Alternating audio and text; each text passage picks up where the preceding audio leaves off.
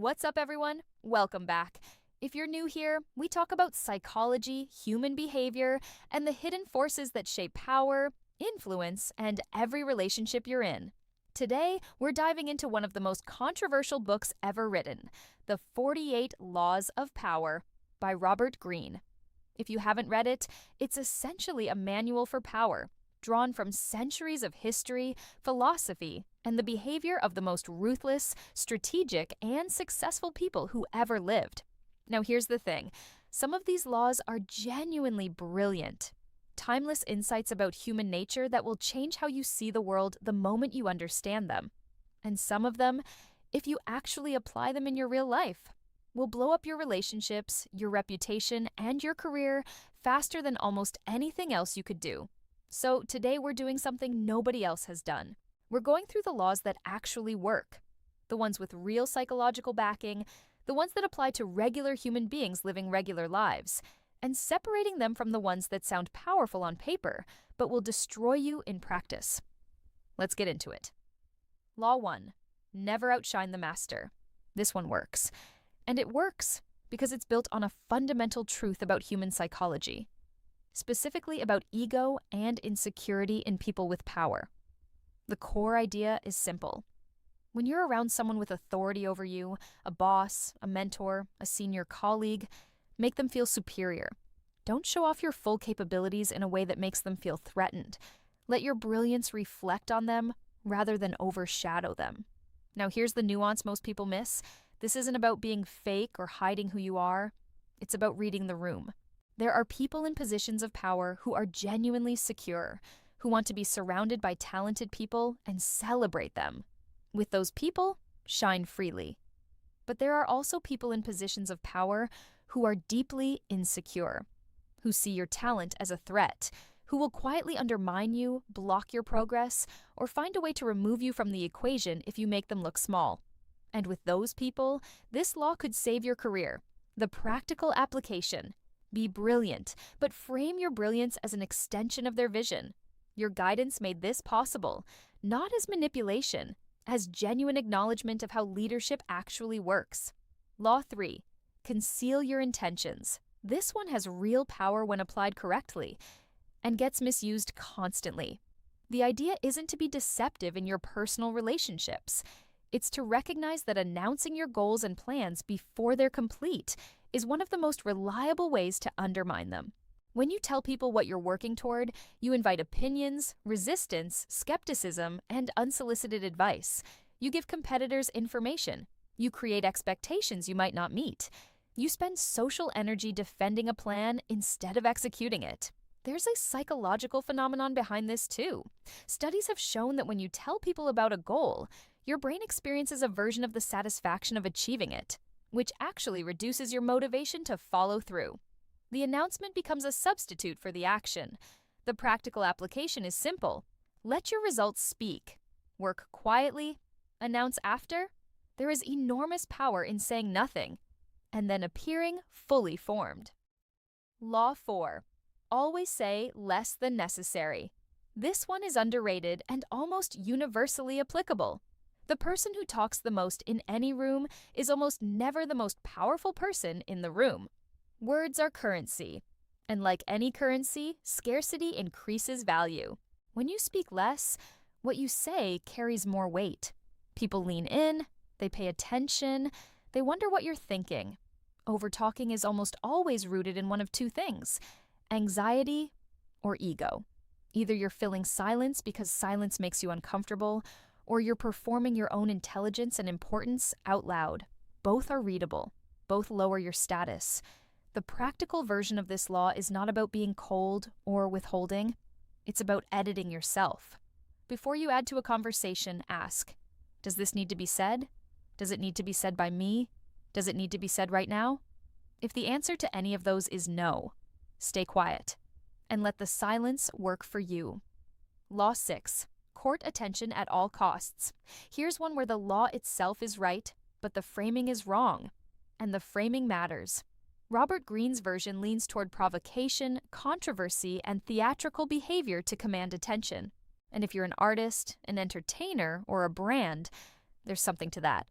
Attention is the currency of influence, and invisibility is its own kind of death.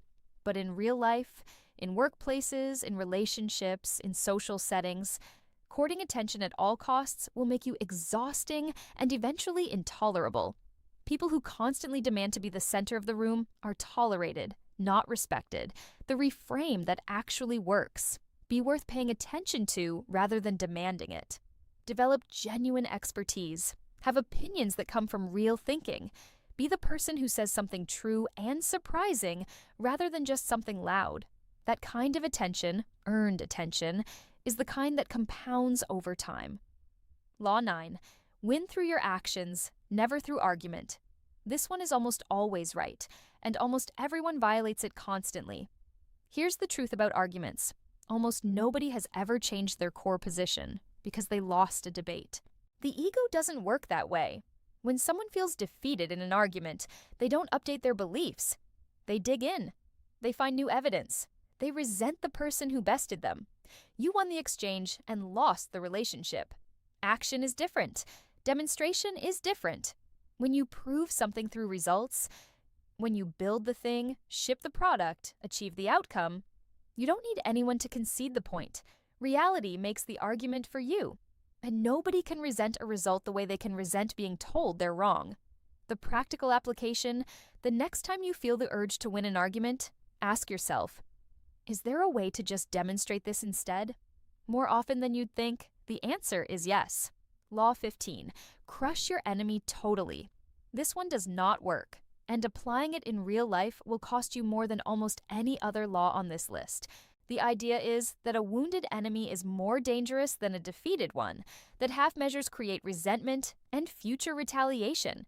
And in the historical context Greene draws from, wars, political coups, Renaissance court intrigue, there's some logic to it. But in modern life, in workplaces, in social circles, in industries where everyone knows everyone, going for total destruction of someone who crossed you is almost universally a catastrophic mistake. People remember how you treat people on the way down. The colleague you humiliated will be your boss in 5 years. The person you burned on the way out will be in the room when your next opportunity comes up.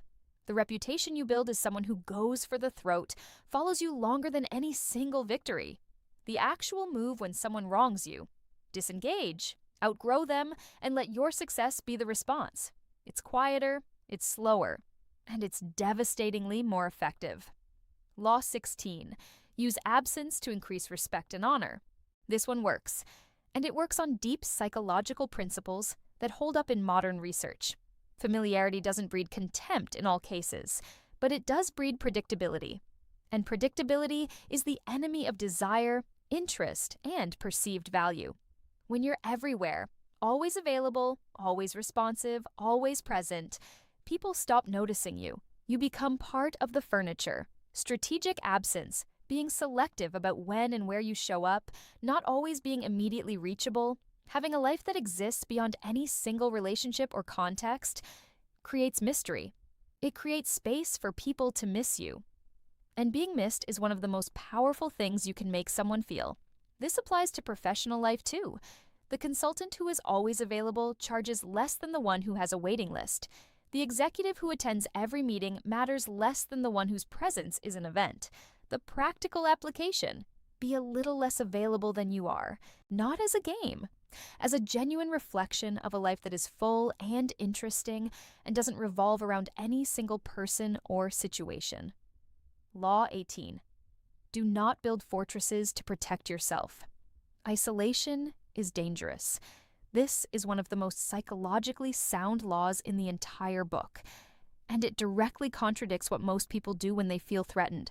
When things get hard, when you've been hurt, when you've been betrayed, when the world feels hostile, the instinct is to withdraw, to build walls, to limit your exposure, to become self-sufficient and closed. And in the short term, it feels like protection. But over time, isolation is one of the most dangerous things a person can do to themselves. You lose information, you lose perspective, you lose allies, you lose the reality checking that comes from genuine connection. And the longer you stay isolated, the more distorted your view of the world becomes.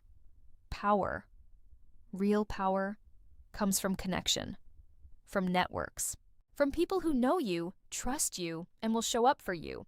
The person who has cultivated genuine relationships across many contexts is almost impossible to destroy. The person who has fortressed themselves in is one bad event away from having nothing. Stay connected, stay open, even when, especially when, it feels risky. Law 28. Enter action with boldness.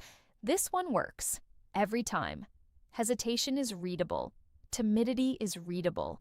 When you move towards something tentatively, apologetically, people sense it. And it undermines everything you're trying to do before you've done it. Boldness, on the other hand, creates its own reality. When you commit to something fully, when you move toward it with conviction, people around you respond differently. They believe you. They follow you. They get out of your way. Not because you've proven anything yet, but because confidence is one of the most powerful social signals that exists. This doesn't mean recklessness. It means that once you've decided, once you've done the thinking and made the call, commit completely. Half measures produce half results and full exposure to all the risks. If you're going to do something, do it like you mean it. Law 34. Be royal in your own fashion. Act like a king to be treated like one. This might be the most practically powerful law in the entire book. And it comes down to one idea. You teach people how to treat you by how you carry yourself. If you undervalue yourself, if you apologize for your presence, discount your work, accept treatment that doesn't reflect your worth, people take the cue. Not because they're malicious, but because human beings are social animals who read status signals constantly and respond accordingly. The person who carries themselves with quiet dignity, who doesn't beg for opportunities, who doesn't accept disrespect without acknowledging it, who moves through the world as if they belong exactly where they are, gets treated differently, gets taken more seriously, gets offered things that never get offered to the person who is perpetually apologizing for existing. This isn't arrogance. Arrogance is insecurity performing as confidence. This is something quieter and more grounded. A deep, settled sense of your own value that doesn't need external validation to survive. Law 38. Think as you like, but behave like others. This one is nuanced and worth understanding carefully. The law is essentially about the cost of radical nonconformity in social settings. Greene's argument is that openly flaunting unconventional beliefs and behaviors, especially in conservative or hierarchical environments, creates unnecessary enemies and resistance.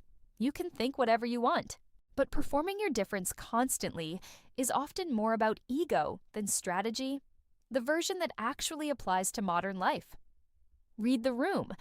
There are environments where your unconventional thinking will be celebrated, where difference is valued and rewarded.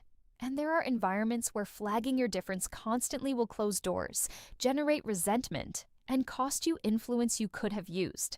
This isn't about inauthenticity.